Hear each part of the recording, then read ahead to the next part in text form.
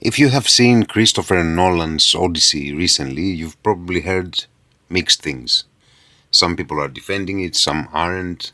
From what I have seen myself, the costumes and so on, I didn't like it at all. I would have preferred something closer to historically accurate costumes. And I would guess the philosophical side of the Odyssey won't have been touched at all, as usual, with Greek subjects and Hollywood, as if there is never anything deeper, anything philosophical, when in reality everything, absolutely everything in Greek material, is philosophical. But I don't want to review the film today, I want to do something else, using the film as an occasion. And there's one thing that I saw in an interview with the actress playing Helen. She said that Homer was a misogynist. What is happening here? Because it points straight at the problem we are going to work through today. Anyone who has actually read Homer, not a summary of it, and not a modern retelling of it, the text itself, sees something very different. The ancient Greeks had goddesses held in equal regard to the gods. From the 12 Olympians, half of them were female. They also had the Theia, a woman who on her own decided the fate of entire city-states through the oracle at Delphi. They had priestesses at every temple. The entire Trojan War starts because of a woman, Helen, and she's considered so valuable that two different peoples fight for 10 years over her.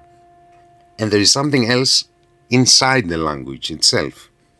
Wisdom, Sophia, is grammatically feminine, Sophia. And she's not alone. Truth, ἀλήθεια, justice, δικαιοσύνη, virtue, Arete, victory, νίκη, every major value the Greeks deified and personified is feminine. Even the Muses themselves, the sources of every art and every kind of knowledge, are women. Kalos, beauty, on the other hand, is neutral. To kalos. It is like the language itself is saying that beauty belongs to no single gender, no single race, none of the divisions we so quick and so unnecessarily draw today.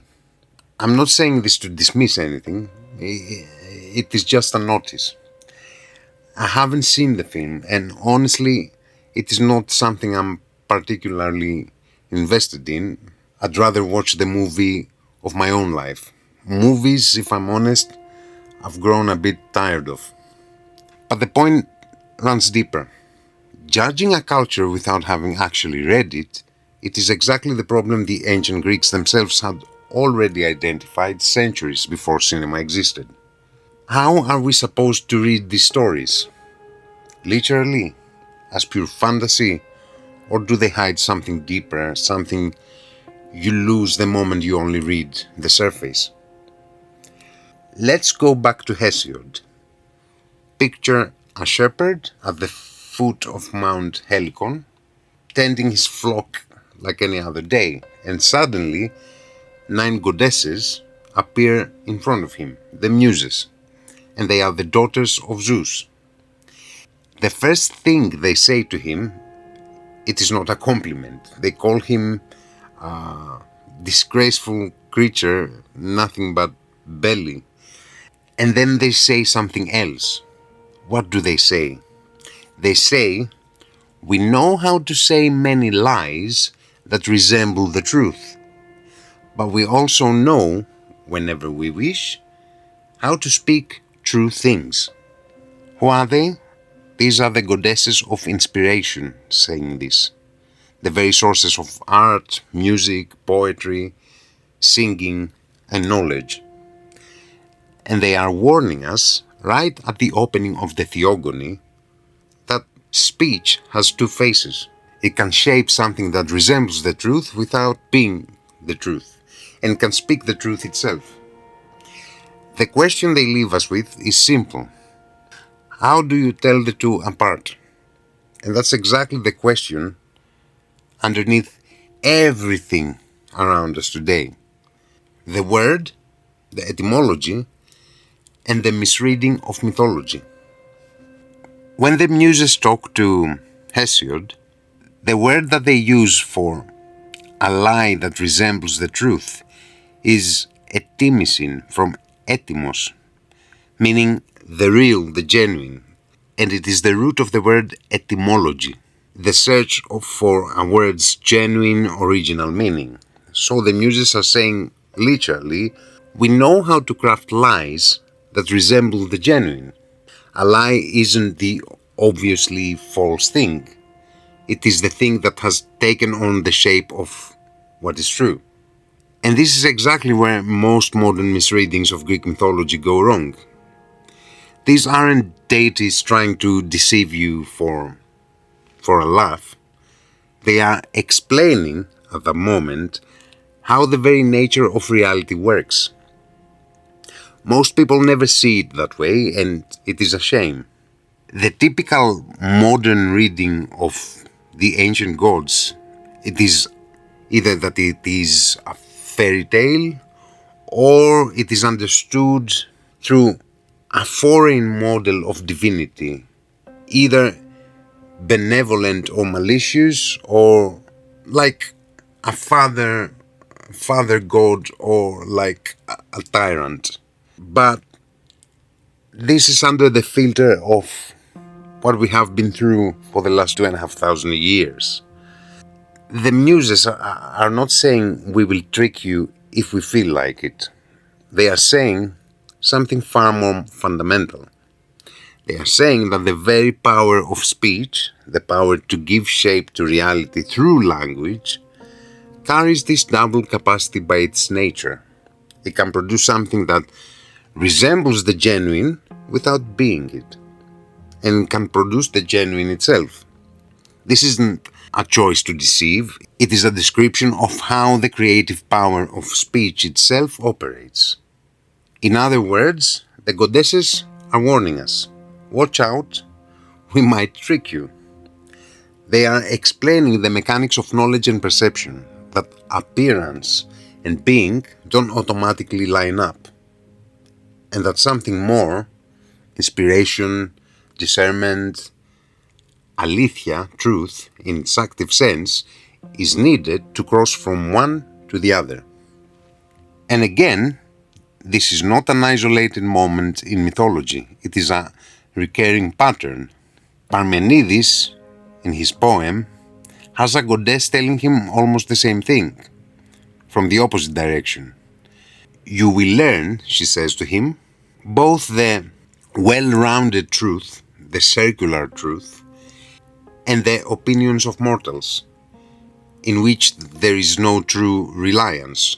So two separate domains of knowledge, not because some mortal is being deliberately deceived, but because the very structure of reality allows for those two levels and everything in between.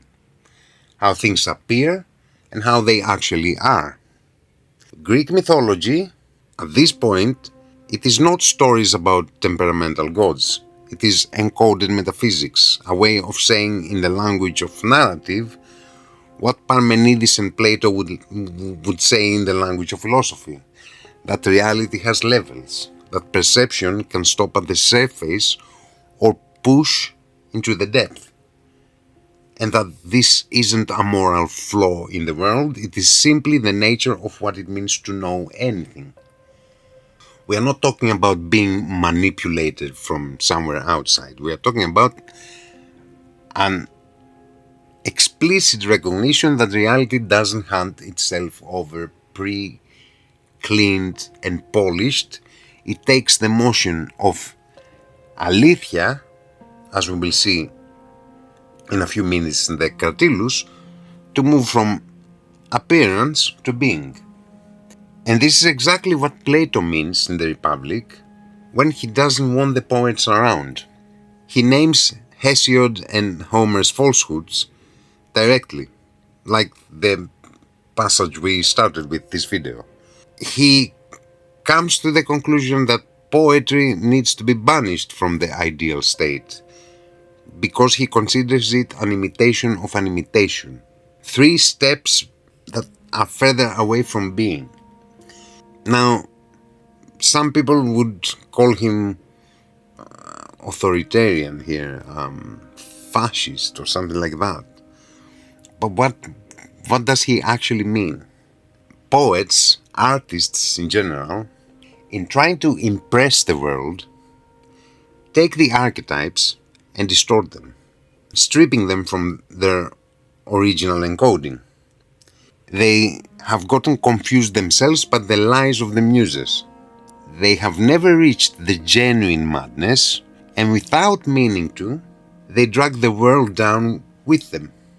This is not a contradiction of what we just said. Plato isn't rejecting the genuine inspiration of the Muses, as we will see soon. He is rejecting the poets who never actually reached it. Imitating appearance instead of touching being, end up spreading confusion that is wearing the mask of truth. And we will come back to this when we talk about Gurdjieff's types of man, because that's exactly what this describes. A person who hasn't done the work on his own consciousness cannot help but produce subjective art, no matter how convinced he is of the opposite. And something else about Homer here, because this point is very easy to misread. Homer's text isn't a simple adventure story. It is a deeply philosophical text with many layers of reading, exactly like Hesiod. Plato, despite his criticism, admits that he loves Homer since childhood. So it was very hard for him to speak against him, because he knew Homer's value. The specific point where Plato disagrees isn't that Homer is shallow or lacking wisdom. It is much more precise than that. Homer constantly has the gods getting entangled with mortals, deceiving them, taking different shapes to trick them. Zeus is sending a false dream to mislead Agamemnon, and Hera outwits Zeus with tricks. Gods are changing form to intervene in human affairs, and so on.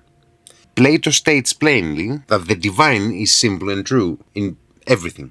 It does not shapeshift, it does not lie in order to deceive. The problem is not poetry itself. It's that anyone who hears these stories literally, without knowing how to read the layers underneath, forms a mistaken impression of the divine. That it is unstable, deceptive, capable of lying the way humans lie, and so on. Exactly the opposite of what we saw in the Cratylus and Parmenides, where the divine is tied to the smooth, circular, true, and stable. So Homer doesn't disagree with this at the deeper level of his text, but the surface narrative, read without discernment, can easily lead to the opposite conclusion. That's what Plato says. The word muse, the madness of inspiration, is something else inside the name of the goddesses, the Muses. The root ma. The same root gives us mao, which is to seek, to search, to pursue something, and also on another branch, menome, to rage, to be frenzied, mantis, and mania, madness. The root itself holds both intense seeking and the ecstasy of the mind.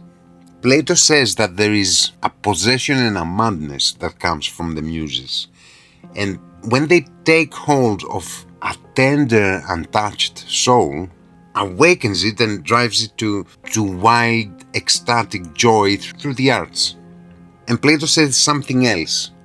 Anyone who approaches poetry without this madness of the Muses, believing that, for example, skill alone, technique, will make him a good poet, remains at a least incomplete.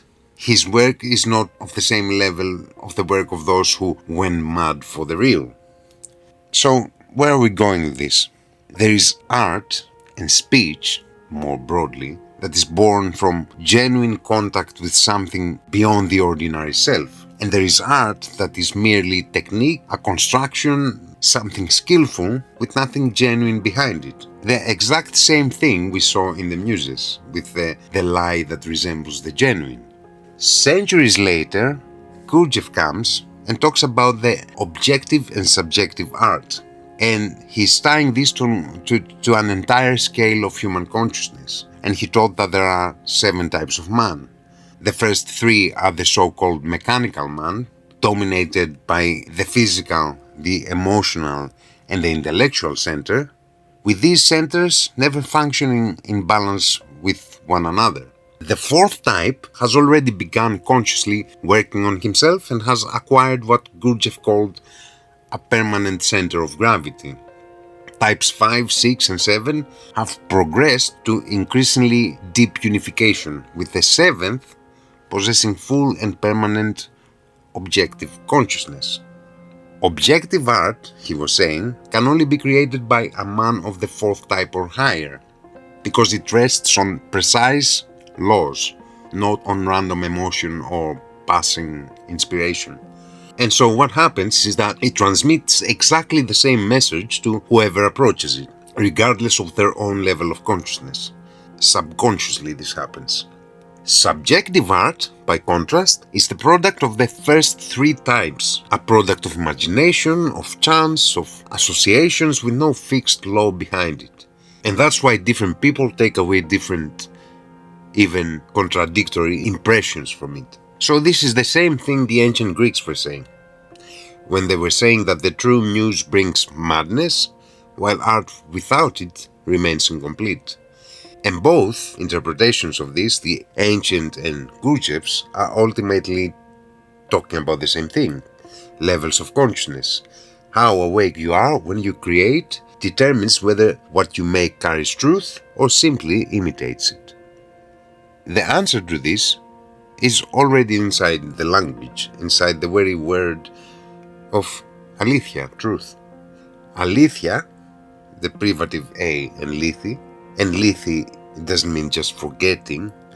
It comes from lanthano, meaning to escape something, to escape notice, to remain hidden, and to slip past perception. Something that is lanthani is something that exists, but you cannot see it. So truth, within the language, isn't simply what is correct, it is the unconcealed, that which has stopped hiding. Plato, the Cratylus, the divine wandering. Plato takes the word ἀλήθεια and digs a bit deeper. In Cratylus, the dialogue, Socrates says about ἀλήθεια that truth is Theia άλλη. He twists the word around. And this means wandering. It is a divine wandering. Theia is divine and άλλη is wandering. So it is the movement of the soul toward being, toward what truly exists. And right beside it, he places its opposite, falsehood, pseudos. And he said it is related to stillness, to standing still. So a lie holds you in place, it stops you from moving forward. So truth isn't an object you possess once and then the matter is closed. Truth is motion. It is something you do, not something you have. While the lie, the comfort of deception, is exactly what keeps you where you already are. It suits you to not look any further. It's comforting. That's why truth takes effort, not because someone fears it and hides it on purpose, but because the very nature of knowledge works this way. Staying still is always easier than moving toward what actually exists. It is uncomfortable to do this. And this exact same theme, true speech versus false speech, shows up again in the dialogue with the god Pan. Socrates says Pan is the son of Hermes, and so is either speech itself or a brother of speech, of logos, of movement, of speech, and he has a double nature. This, exactly as speech has a double nature. His upper part, Socrates says, is Leon and Theon, smooth and divine, dwelling above and among the gods. This is the ἀληθές, the truth. And his lower part, the goat legs, down below among the many, and is rough, tragic, Socrates says, around the life that resembles a tragedy, a deception piled on deception. So speech itself in one and the same body, holds both. And it's not only speech. We have talked about logos many times on this channel. Logos is speech, is movement, it's analogy, it is a lot of things. But all of it, the same body. So we have the smooth part of Pan, divine, true, and the rough part, which is the false part. These aren't two separate beings. It is the same thing. Speech that can take you either up or down. The same image again that we saw with the Muses. The lie isn't foreign to the truth. It is the same material, the same speech that stayed in the rough, the low, the common, instead of rising to the smooth and the divine. And this applies to everything.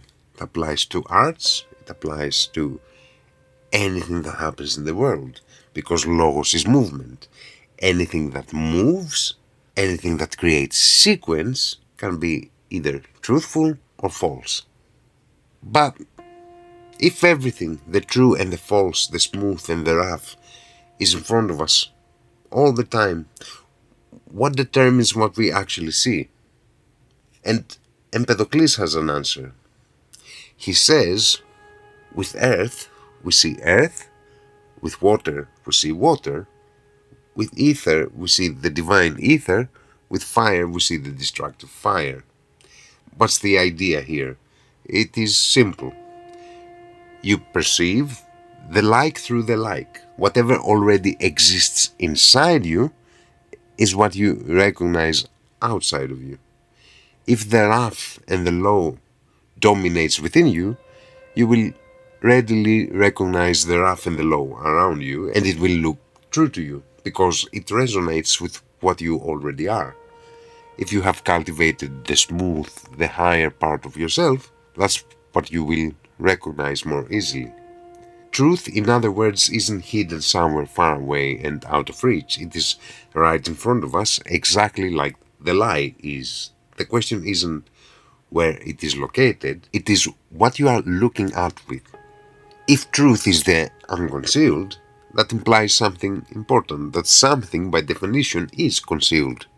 But we don't need any conspiracy theory to see this, because Heraclitus already said it. He says, physis crypteste phili. Nature loves to hide. It is no coincidence that reality itself tends toward concealment. It doesn't sit on the surface waiting for you to pick it up. You have to pull it out. And that's not because nature is evil. It is simply how knowledge works at its root. We are within polarity, within multiplicity. We have to understand where we stand at all times. And this is a whole science. And this is what philosophy is for. So we return to the motion and the stillness. If truth is ali, wandering, the movement of the soul toward being, then you don't acquire it once and close the matter, because it isn't a state, it is something you practice continuously. And every time you stop asking, every time you stay still, every time you settle for what resembles the genuine without ever examining it, you slip back into lethe, and you lose again what you had uncovered. That's why, together with know thyself and nothing in excess, the Delphic oracle had a third maxim carved into stone, the engia paradata. Give a pledge and ruin is near. Ati is catastrophe, the blinding of the mind. I have seen often this maxim analyzed as a financial guarantee or something, putting your name on the line for someone else's debt. But think about where this maxim was carved, not at a marketplace. It was at the temple of Apollo, right beside know thyself, which has nothing to do with with banking. It has everything to do with knowing your own self. So its deeper truth is that every time you give a guarantee, every time you offer certainty where you haven't actually checked, every time you say, I have already understood this, no need to ask again, no need to filter what I see in front of me, you have already stopped the motion. And ati, the blindness, isn't far behind. So, complacency isn't some innocent rest. It is the moment the mind stops moving and starts going blind. Life, truth, and freedom aren't things you win once. They demand vigilance, continuous everyday vigilance without pause. The Muses don't warn you because they are malicious. They give you, right on the first page of Hesiod's poem, the tool for living. To know that speech can take either form, and to choose every time to move toward the one that is genuine. So the next time you watch a film, a video, or hear a story about the ancient gods, whether it is Nolan or anything else, the question isn't whether it is realistic or faithful to the original. The question is whether it holds you still on the surface or pushes you to look further toward the smooth, the divine, and the genuine. That's what the Muses were saying. And that's what Plato was saying too. And maybe that's the only criterion that actually matters: discernment.